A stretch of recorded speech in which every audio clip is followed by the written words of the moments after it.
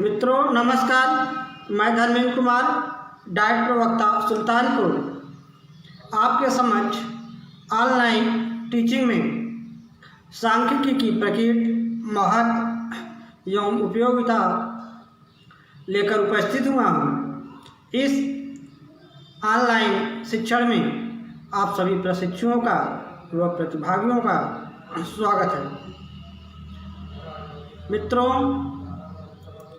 जैसा आप देख रहे हैं, सांख्यिकी जो प्रकृति है, नेचर ऑफ स्टैटिक्स, क्रमबद्ध अध्ययन, जो स्टैटिक्स है वह साइंस की तरह क्रमबद्ध अध्ययन करती है, यानी कि सीरियल बाय सीरियल एक क्रम से वह स्टेप बाय स्टेप अध्ययन करती है। पहले डाटा कलेक्शन करेगी, उसके बाद उसका वर्गीकरण करेगी, सारणीकरण करेगी, प्रस्तुतिकरण करेगी, व्याख्या करेगी। इस प्रकार से वह क्रमबद्ध अध्ययन करते हुए आगे बढ़ती है। दूसरी प्रकृति है निश्चित एवं सुव्यवस्थित रीतियाँ। जो भी हम उसमें मेथड्स यूज करेंगे, जो भी टैक्टिक्स मेथड्स यूज करेंगे, वह निश्चित होता है और व्यवस्थित होता है, सुव्यवस्थित होता है। नेक्स्ट है हमारा सर्वमान्य एवं सार्वभौमिक नियम। जो सर्च के द्वारा सांख्यिकी के माध्यम से जो भी हम एक निष्कर्ष निकालते हैं वह सर्वमान्य होता है, यानी कि हर जगह मान्य होता है, एक स्टैंडर्ड होता है और सार्वभौमिक होता है, यानी कि उसको हम यूनिवर्सलाइज कर सकते हैं,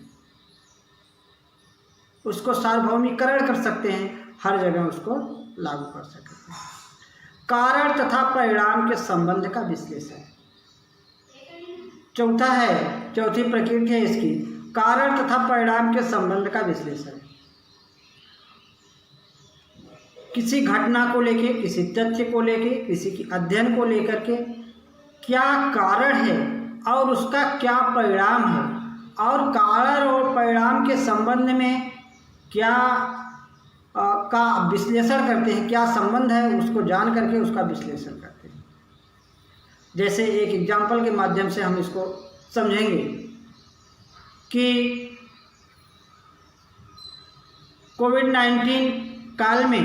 कोरोना काल में जो बच्चे हैं, जो हमारे प्रशिक्षु हैं, डीएलएड के प्रशिक्षु हैं, कुछ प्रशिक्षु चाह रहे हैं कि हमें क्लास में प्रमोट कर दिया जाए, कुछ प्रशिक्षु चाह रहे हैं कि एग्ज़ाम हो। अब इसमें कारण जो भी है, कुछ प्रशिक्षु ऐसा चाह रहे हैं कि समय बहुत हो गया है, हमारा नुकसान हो रहा है, समय का नुकसान हो रहा है, इसलिए हमें प्रमोट कर दिया जाए। कुछ प्रशिक्षु ऐसे हैं जो यह चाह रहे हैं कि हमारा पिछला रिकॉर्ड किसी वजह से गड़बड़ हो गया है, ख़राब हो गया है, रिजल्ट सही नहीं आया है, हम इसमें और बेहतर कर सकते हैं, अच्छा परिणाम हमारा आएगा, अच्छा रिजल्ट आएगा, इसलिए वो चाह रहे हैं कि प्रमोट न किया जाए क्लास। तो कारण हमारा यह है कि प्रमोट किया जाए कि न किया जाए, या एग्जाम हो। परिणाम, अब प्रमोट करने के बाद क्या परिणाम आएगा, उसमें हो सकता है कुछ बच्चे कोर्ट भी जा सकते हैं, या कुछ बच्चे जो नाराज़गी भी जाहिर कर सकते हैं। अगर एग्ज़ाम होता है तब भी उसका परिणाम कुछ अलग आ सकता है, क्योंकि कोविड-19 कारण कुछ ने अच्छी पढ़ाई की है, कुछ लोगों ने लापरवाही की है, तो उसका परिणाम भी अलग आ सकता है।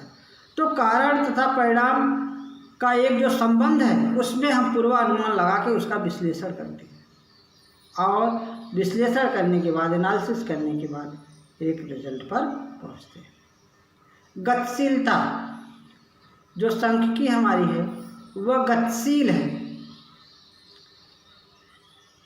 उसमें गतिशीलता है, फ्लेक्सिबिलिटी है, लचीलापन है। नेक्स्ट है पूर्वानुमान की क्षमता, यानी कि किसी भी कारण का, किसी भी तथ्य का हम पूर्वानुमान भी लगा सकते हैं। कैसे पूर्वानुमान लगा सकते हैं? कोई घटना या कोई तथ्य या कोई बच्चा, मान लीजिए कोई बच्चा हमें मिल जा रहा है, हम उसका टेस्ट ले करके, उससे बात व्यवहार कर करके उसके बारे में हम जान सकते हैं कि इसका इंटरेस्ट ऑफ एरिया क्या है, इसका अचीवमेंट कितना है, इसका एटीट्यूड क्या है, इसकी रुचि किस में है। तो हम पूर्वानुमान या प्रिडिक्शन कर सकते हैं कि यह बच्चा इस एरिया में अच्छा कर सकता है, इस क्षेत्र में अगर इसको भेजा जाए तो अच्छा हो सकता है। नेक्स्ट है सांख्यिकी का महत्व एवं उपयोगिता।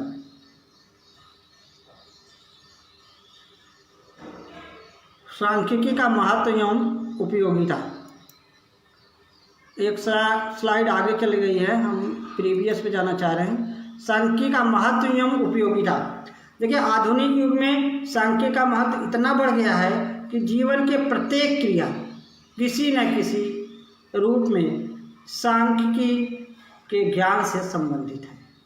इसकी उपयोगिता नीचे दी गई है। जैसे शासन के लिए उपयोगिता, शासन के लिए क्या उपयोगिता है सांख्यिकी? शासन तमाम प्रकार के सर्वे कराता है और यह जानने की कोशिश करता है हमारे प्रदेश में या हमारे देश में हमारी जनता की क्या स्थिति है, कितनी जनता आर्थिक रूप से बेरोजगार है, कितनी सामाजिक रूप से पिछड़ापन है, किसको भोजन मिल रहा है, किसको भोजन नहीं मिल रहा है, कितने लोग गरीब हैं, कितने लोग अमीर हैं, हमें किस प्रकार की व्यवस्था करनी चाहिए कि उनकी समस्याओं का समाधान हो सके। यह सब सारी की सारी बातें सांख्यिकी के डाटा कलेक्शन से सरकार को प्राप्त होती है और सरकार, शासन उसकी व्यवस्था, उसका एनालिसिस करके, डाटा का एनालिसिस कर करके, उसका विश्लेषण कर करके, एक रिजल्ट निकाल करके उसका सलूशन या उसका परिणाम, उसका हल, समस्या का समाधान वह अपने जनता को देता है। नियोजन के क्षेत्र में, प्लानिंग के एरिया में, प्लानिंग, कोई भी प्लानिंग हो उसमें सांख्यिकी की ज़रूरत पड़ती है। हम अपने डाइट के नियोजन के बारे में अगर चर्चा करें तो डाइट के बारे में प्लानिंग क्या है। जैसे हमारे प्रशिक्षु हैं, उनको पढ़ाना है तो टाइम टेबल कैसे बने, कौन सा पीरियड पहले लगाया जाए, कौन सा पीरियड बाद में लगाया जाए, और कितने कितने घंटे का होना चाहिए, कितने कितने मिनट का होना चाहिए,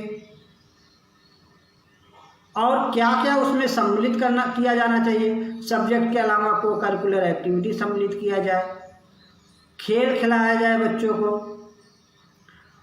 ऐसे सेमिनार रखे जाएं, ऐसे वेबिनार रखे जाएं जिससे बच्चों का उत्साहवर्धन भी हो सके और बच्चे अधिक से अधिक अचीवमेंट कर सके। ऐसी प्लानिंग किया जाए कि उसमें जो हमारी ज्ञानेंद्रियां हैं, आँख, कान, नाक, त्वचा, यह ज़्यादा से ज़्यादा उसमें शामिल हो, जिससे अगर हम ऐसा संप्रेषण कर सकें, ऐसे शिक्षण व्यवस्था कर सकें जिसमें ज़्यादा से ज़्यादा ज्ञानेंद्रियां शामिल हों, आँख भी शामिल हो, कान भी शामिल हो, नाक भी शामिल हो, मुंह भी शामिल, जीभ भी शामिल हो, तो ज़्यादा से ज़्यादा अचीवमेंट होगा। यह सब पूरी प्लानिंग, पूरा सिस्टम, डायट प्रचार से लेके diet lecturer, clerk, student, force कर्मचारी, सबको एक प्लान करके सांख्यिकी ही देती है और वह प्लानिंग के तहत एक अच्छा रिजल्ट निकालती है। वाणिज्य एवं उद्योग के क्षेत्र में, मित्रों, वाणिज्य एवं उद्योग के क्षेत्र में हम देखेंगे जैसे आजकल हमारी पूर्ति क्या है, हमारी डिमांड, यानी कि डिमांड और सप्लाई। डिमांड कितना है, सप्लाई क्या हो रही है कि नहीं हो रही है, यह सब हमें सांख्यिकी से मिलता है। उद्योग के क्षेत्र में है कौन सी चीज़ की, कौन सी वस्तु की जनता की ज़रूरत है, उसको बढ़ावा देने की ज़रूरत है, हमें आवश्यकता ही आविष्कार की जननी है, आपको पता है। तो कौन सा उद्योग चलाया जाए और जनता के, समाज की आवश्यकताओं को पूरा हो सके, उद्योग के तहत, वाणिज्य के तहत हम उसको पूरा करें, यह हमें सांख्यिकी की उपयोगिता यहाँ सार्थक होती है। अनुसंधान के क्षेत्र में मित्रों सबसे इम्पॉर्टेंट जो है वह अनुसंधान के क्षेत्र में है। अनुसंधान यानी कि सांख्यिकी रिसर्च भी करती है, और रिसर्च के क्षेत्र में यह कह लीजिए कि 70 से 75% तक स्टैटिक्स का योगदान है। बिना स्टैटिक्स के रिसर्च करना संभव नहीं है, क्योंकि उसका डाटा टैबुलेशन करना, डाटा कलेक्शन करना और वर्गीकृत करना, रिजल्ट निकालना, यह सब सांख्यिकी के माध्यम से ही होता है। विदाउट सांख्यिकी, विदाउट स्टैटिक्स रिसर्च संभव नहीं है। नेक्स्ट है मित्रों, सामाजिक एवं आर्थिक घटनाओं में, सामाजिक एवं आर्थिक घटना, सांख्यिकी का उपयोग या महत्व सामाजिक एवं आर्थिक घटनाओं में होता है।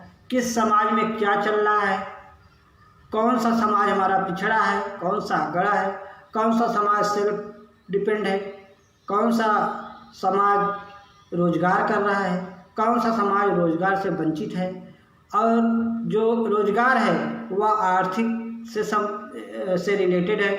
अगर रोजगार समाज को मिला है तो उसकी आर्थिक मजबूती होगी, और अगर समाज को रोजगार नहीं मिला है तो आर्थिक मजबूती नहीं होगी। तो ये सब की जानकारी स्टैटिक्स हमें देती है, सांख्यिकी देती है। शिक्षा एवं मनोविज्ञान के क्षेत्र में देखिए, ये भी बहुत इम्पॉर्टेंट पॉइंट है। शिक्षा एवं मनोविज्ञान के क्षेत्र में शिक्षा एवं मनोविज्ञान एक सिक्के के दो पहलू हैं, यानी कि शिक्षा मनोविज्ञान का कम्प्लीमेंट है, मनोविज्ञान शिक्षा का कम्प्लीमेंट है। एक बच्चे का अध्ययन करने के लिए, एक बच्चे को जानने के लिए मनोविज्ञान क्षेत्र में आया है। जब हम एक बच्चे को अच्छी तरह जान लेंगे तब उसकी शिक्षा की व्यवस्था अच्छी या सुचारू रूप से कर सकते हैं। कैसे एक बच्चे को जानना है, उसके एज के अकॉर्डिंग उसका कैसा सिलेबस प्रोवाइड किया गया है, कैसा करिकुलम उसका है, कहीं उसका डिफ़िकल्टी लेवल ज़्यादा तो नहीं है, कहीं डिफ़िकल्टी लेवल कम तो नहीं है। इंटेलिजेंस टेस्ट करेंगे, वो बच्चा किस पोजीशन पे है इंटेलिजेंट में, वह मंद बुद्धि तो नहीं है, वह इंटेलिजेंट तो नहीं है, वह सामान्य है, तो हम सामान्य व्यवस्था उसकी करेंगे। उसका एटीट्यूड कैसा है, उसका इंटरेस्ट कैसा है, वह किस एरिया में जाना चाहता है। हो सकता है वह ट्रेडिशनल वे में नहीं पढ़ना चाहता, कुछ अलग ढंग से पढ़ना चाह रहा है, तो मनोविज्ञान हमें बताएगा कि उस बच्चे के लिए हम कैसी शिक्षा प्रोवाइड करें। तो यह सब जानकारी और यह सब डाटा कलेक्शन सांख्यिकी के माध्यम से होता है। चिकित्सा विज्ञान के क्षेत्र में आप जानते हैं, चिकित्सा विज्ञान के क्षेत्र में भी सांख्यिकी बहुत योगदान दे रही है। कब, कहाँ, कौन सी चिकित्सा कैसे प्रदान करनी है, इसका सबसे बेटर एग्जाम्पल आपको कोविड-19 दे देगा।